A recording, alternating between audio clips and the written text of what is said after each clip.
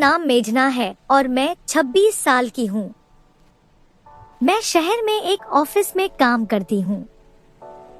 छुट्टियों में मुझे शहर की भीड़ भाड़ से दूर किसी गांव में समय बिताना बहुत पसंद है।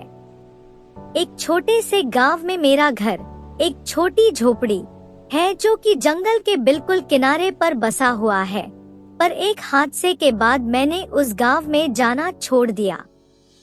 मैं काम से बहुत थक गई थी। मुझे आराम की सख्त जरूरत थी, इसलिए मैंने शहर से बाहर जाने की सोची। मैं अपने घर गई, अपना सामान पैक किया और अपनी कार से गांव की तरफ निकल गई। जब मैं गांव पहुंची तब शाम हो चुकी थी और मैं लॉन्ग ड्राइव की वजह से काफी थक गई थी। मैं सीधे बिस्तर पर गई और सो गई। आधी रात को मेरे कार के अलार्म के बजने के कारण मेरी नींद खुली। मैंने खिड़की से बाहर की ओर देखा, पर वहां कोई भी नहीं दिख रहा था। मैंने अपनी कार की चाबी ढूंढी और अलार्म को बंद किया। जब वह तेज अलार्म बंद हुआ तो मैं फिर से बेड पर लेट गई और सोने की कोशिश करने लगी। थोड़ी देर बाद फिर से अलार्म बजने लगा। मैंने सोते हुए अलार्म को बंद कर दिया। सब कुछ एकदम शांत था। चारों तरफ खामोशी थी। कुछ 5 मिनट बाद अलार्म तीसरी बार बजा। 1 या 2 बार तो फिर भी चलता है, पर बार बार अब मैं जानना चाहती थी कि क्या हो रहा है। ऐसा तो नहीं कि कोई मेरे साथ मजाक कर रहा हो। पर इस समय इतनी रात को मैं पर्दे के पास खड़ी होकर देखने लगी। थोड़े समय बाद मैंने चांद की रोशनी में किसी को झाड़ियों से मेरी कार की ओर आते हुए देखा। वह जो कोई भी था वह काफी लंबा, पतला और काले रंग का था। वह कार के पास आया और उसने अपने लंबे और पतले हाथों से कार को नोक किया। फिर से अलार्म बजा, पर वह काली आकृति तेजी से वापस झाड़ियों में चली गई। उस वक्त मैं जान चुकी थी कि क्या हो रहा है। मैं डर से कांप रही थी। मैं अलार्म को बंद कर उस चीज पर नजर रखने लगी। वह चीज झाड़ियों से बाहर आई और धीरे धीरे मेरे घर के गेट के पास बढ़ने लगी। अपने एक हाथ से उसने गेट के लॉक को खोला। मैं इतना डर गई थी कि मैं हिल भी नहीं पा रही थी। मेरे दिमाग में कई तरह के बुरे विचार आ रहे थे। वो क्या है? वह मुझसे क्या चाहता है? वह क्या कर रहा है? क्या वह यहाँ से कभी जाएगा भी? मेरे शरीर में सिर से लेकर के पांव तक कपकती छूट गई थी। मेरा गला सूखा था और मेरा दिल जोरों से धड़क रहा था। मैं बहुत ही भयभीत थी और डर के मारे मेरे दांत किटकिटा रहे थे।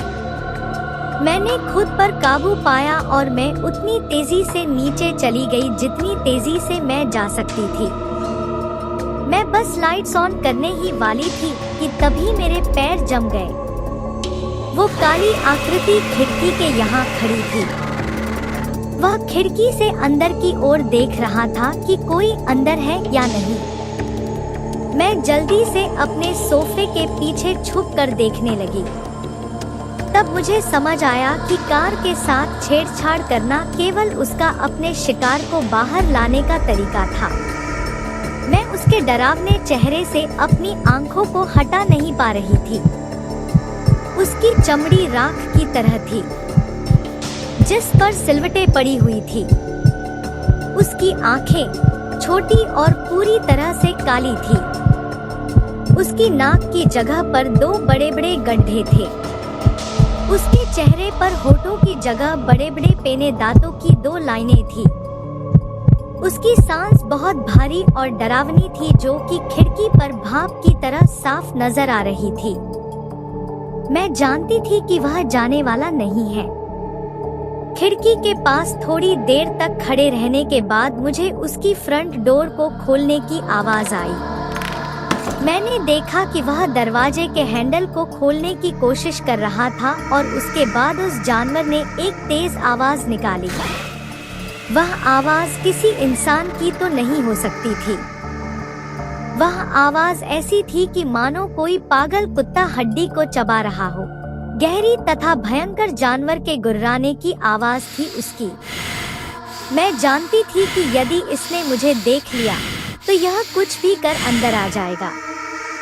मैंने अपने आप को सोफे के पीछे छिपाया। मैं सोफे की परछाइयों में छिपना चाहती थी और बिल्कुल भी आवाज नहीं करना चाहती थी। मेरी आंखों से आंसू बह रहे थे। मैं अपनी नसों की आवाज सुन पा रही थी। मैं बस मरने ही वाली थी। मुझे नहीं पता मैं कितनी देर तक वहां छिपी रही। जब मैं उठी तो मैंने दरवाजे की तरफ देखा। वह जानवर जा चुका था। दरवाजा अपनी जगह पर था और सब कुछ सेफ लग रहा था।